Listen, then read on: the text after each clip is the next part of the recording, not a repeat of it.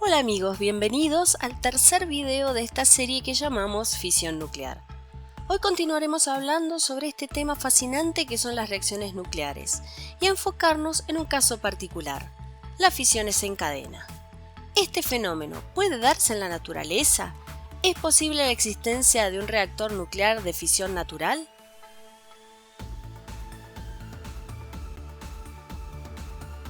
Empecemos este camino recordando un par de cosas que ya hemos mencionado en los dos videos anteriores. La primera es la clasificación que hicimos de la fisión nuclear, distinguiendo dos tipos distintos. Una, la fisión espontánea, que la definimos como un decaimiento radioactivo que tienen algunos núcleos con número atómico grande, como por ejemplo el torio o el uranio, y la otra, la fisión inducida, que la definimos como un tipo de reacción nuclear. En el último video mencionamos que la fisión nuclear más probable es la que se produce cuando un neutrón térmico, o también llamado lento, es capturado por un núcleo físil como el uranio 235. Este núcleo se parte, resultando generalmente en dos núcleos más pequeños. Los productos de fisión, la radiación de alta energía como la radiación gamma, y entre 2 o 3 neutrones por fisión. Y acá resaltamos la idea de que estos neutrones resultantes son rápidos y no lentos como los que hacen más probable la fisión. Si los neutrones resultantes de la fisión no son los adecuados para producir una nueva fisión nuclear, esto nos hace pensar entonces que una reacción en cadena a partir de una primera fisión no es tan fácil que se produzca. Mejor dicho, es muy poco probable. Pensemos entonces en un primer esquema de cómo podríamos producir una fisión nuclear en cadena. Por ejemplo, un primer neutrón produce la fisión. Como resultado aparecen nuevos neutrones, y estos producen nuevas fisiones, y así sucesivamente. Pero la realidad es que este esquema, así como lo hemos planteado, generalmente no se produce. ¿Por qué es esto? ¿Qué fenómeno no hemos tenido en cuenta en este primer esquema? Y el que hemos mencionado anteriormente, que los neutrones resultantes de la fisión son rápidos y tienen muy poca probabilidad de producir nuevas fisiones.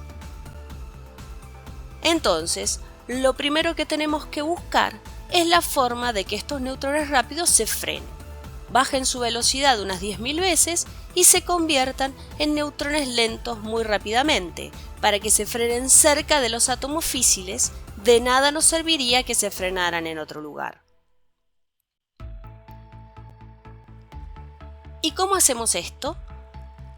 Los podemos frenar con choques sucesivos con núcleos livianos, como el hidrógeno o el deuterio. Y a este proceso lo llamamos moderación.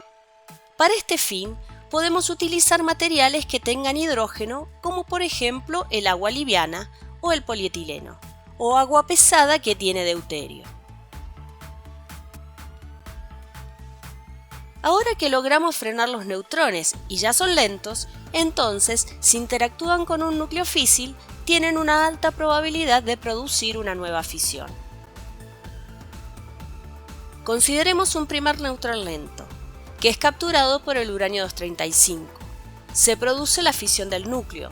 Tenemos ahora, por ejemplo, dos neutrones nuevos provenientes de esa reacción. Como son rápidos, es necesario frenarlos, y una vez que se frenan, pueden interactuar con otros núcleos de uranio 235, y así producir dos nuevas fisiones. Y ahora tenemos 4 neutrones nuevos provenientes de esas reacciones, y para que se produzcan otras fisiones, los tenemos que frenar, y así continuaría el proceso y tendríamos entonces una reacción en cadena. Pero como vemos, esta cadena crecería progresivamente en cada generación. Y si queremos que este proceso esté controlado, sería necesario que hayan también materiales que capturen neutrones, para que en cada una de las etapas se produzcan la misma cantidad de fisiones. Y el esquema que hemos planteado nos quedó hermoso, pero hay un problemita. Todo esto solo sucedería si todos los núcleos fueran físiles y todos los neutrones que resultan de las fisiones siempre produzcan nuevas fisiones. Pero en la realidad el proceso no es tan simple por lo siguiente.